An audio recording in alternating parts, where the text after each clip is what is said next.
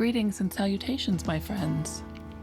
Today I'm going to be working on just a single tangle called paradox. In Zen tangle, it's called paradox. Other people call it spiral art or spiral drawing. It's a simple thing that has a great impact.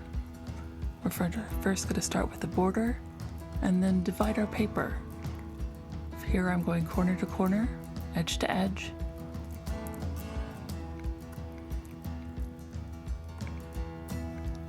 Taking my time to turn the tile and draw in the way that is most comfortable. Then starting at a corner, I'm going to draw and make a slightly diagonal line, stopping at the edge. And continue this over and over.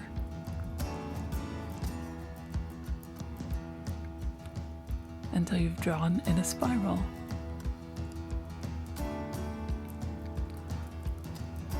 In the upper right-hand corner, I've put a picture of a completed one. You can see it starts to look like a fan, and in the center, a rose, because that was the circle.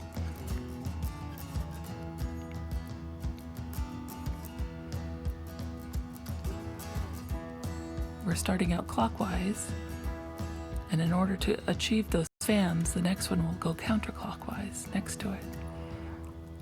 But I'm getting ahead of myself. First, just focus on the breath.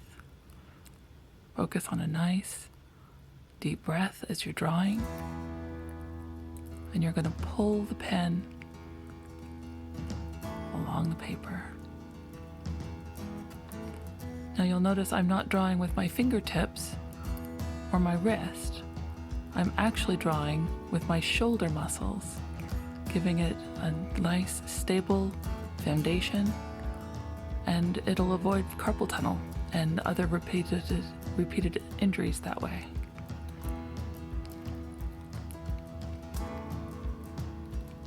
Now to do the fan, I start next to it and go in the other direction.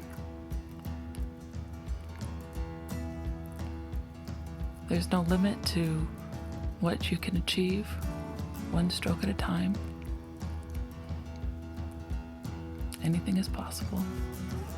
This particular illusion uses all straight edges on this particular tile, but the one I just showed you has circles in it. You just go around the circles the same way you would do these triangles. There are no shortcuts. Making them bigger actually ruins the effect. Keep them nice and small.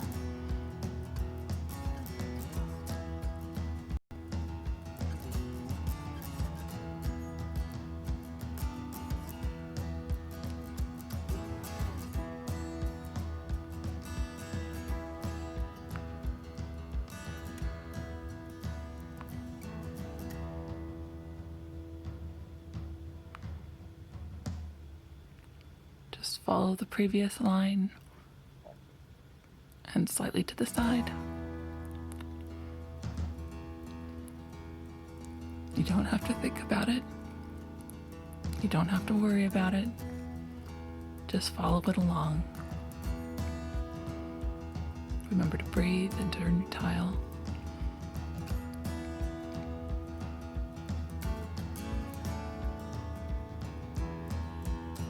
I was in a car accident several years ago and wasn't able to do much art for a while.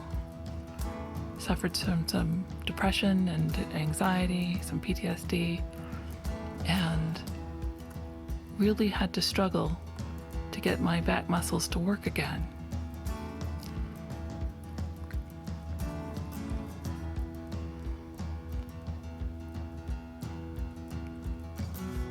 They're still a little wobbly. I still don't have full control, but I can do enough. And I'm not focused on the end result. I'm just focused on the individual drawing and finding that Zen moment.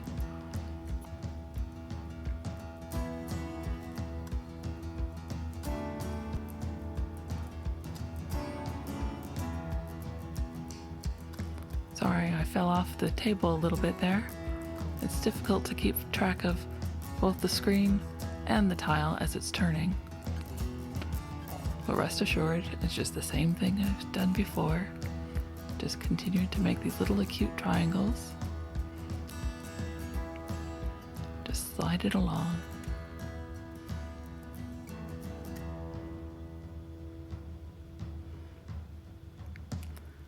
Now I'm going to get a separate piece of paper to rest my arm on so that it slides a little easier on the table.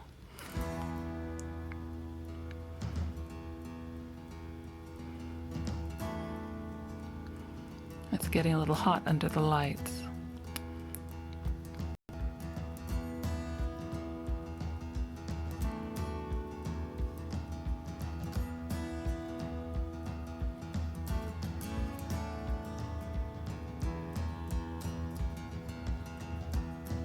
If I was doing major art pieces, I would put another piece of paper underneath my hand where I was touching the paper, but this isn't for anything major or groundbreaking. This is just to relax.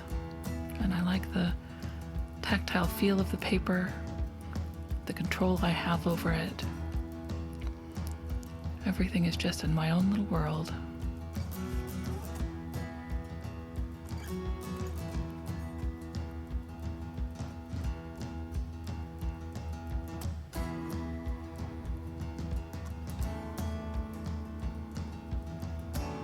Another thing I learned from calligraphy is that it's a lot easier to pull the pen than it is to push a pen across paper. Especially if you're working with a dip ink pen.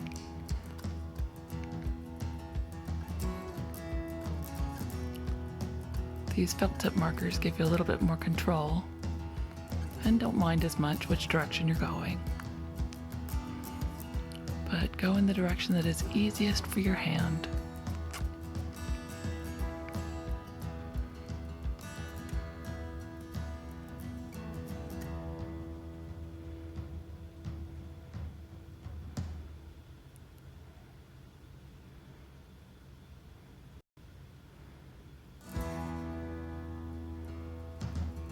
Take your time.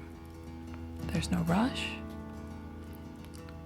This next tile that I've put up is actually based on bent spines. I drew a caricature of a spine down the middle and across the sides, and it has lots of curved lines to go around those.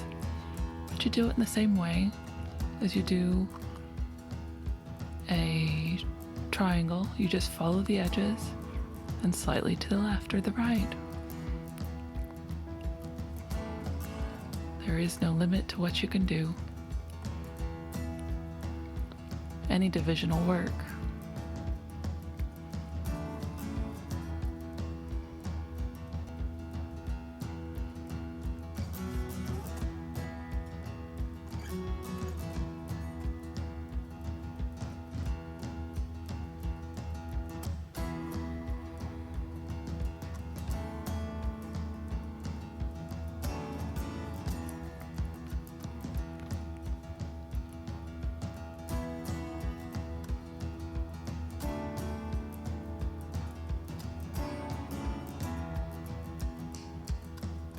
Deep breaths. Just relax. Let it happen.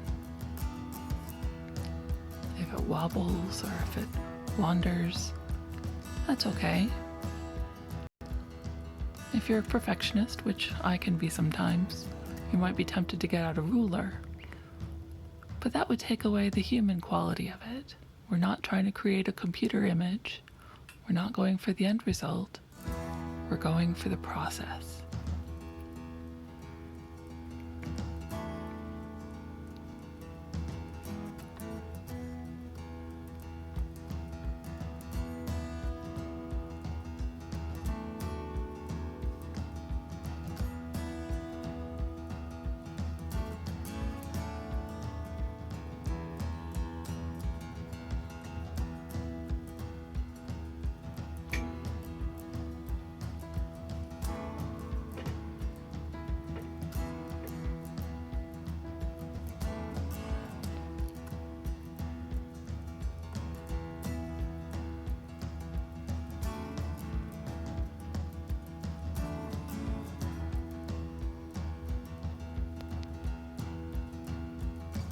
next counterclockwise to create the fan.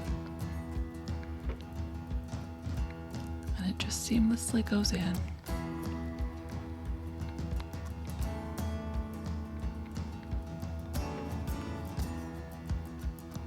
Our original division lines just disappear among the others.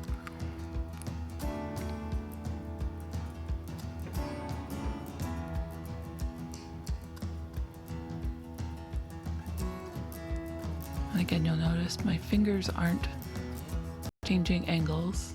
My wrist isn't moving. The movement comes from the whole back. That'll save you some pain and anguish with carpal tunnel or repetitive movement disorders, if you can use the largest muscle that can control it to do an action.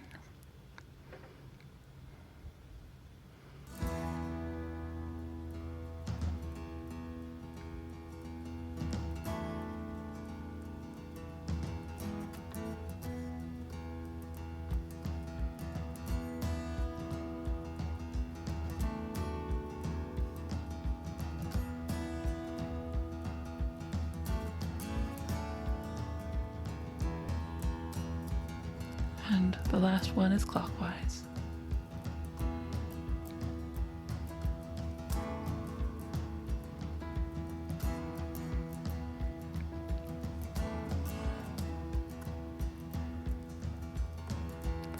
Now around here I got a little distracted. I started thinking about the future and how I was going to shade it, or what it would look like when it was completed. And I had to admonish myself for a minute and return to the breath, return to the moment. Don't beat yourself up if you get distracted or you start thinking and your wandering thoughts get in the way. Just return to the breath, return to the moment.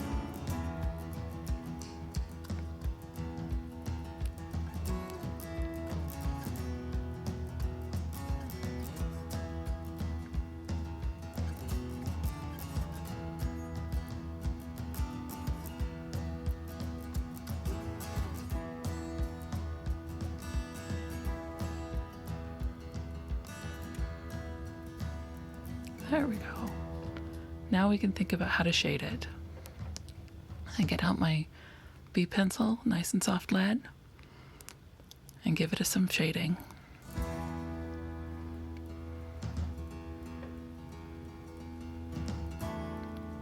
I'm going to darken out the background, and later I'll take my little stump and fade it all together.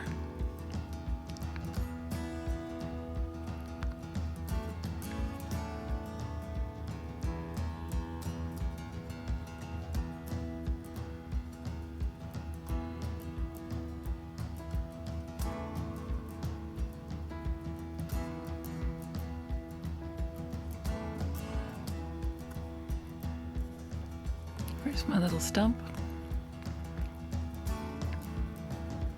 And circular motions create a nice fuzzy edge to that. Just a nice blend.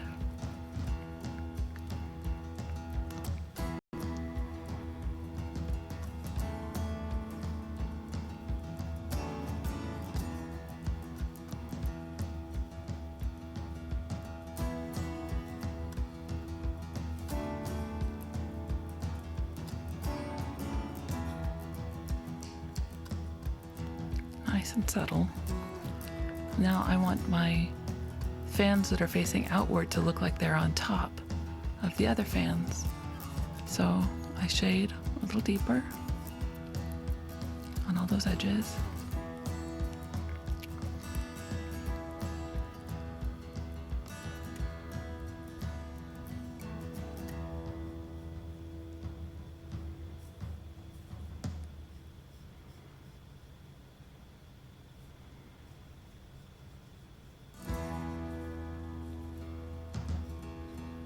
Just a nice soft pencil, a nice soft line.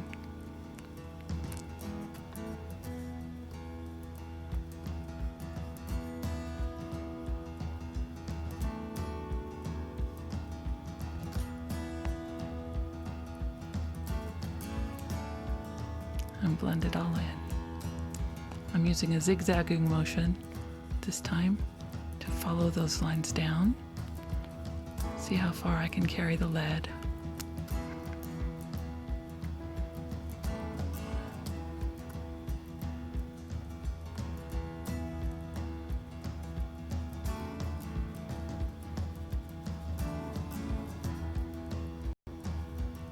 Just different techniques to do the same thing.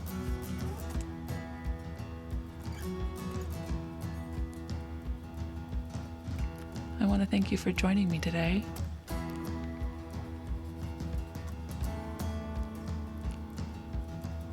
For spending a few minutes to calm your mind and to learn something new.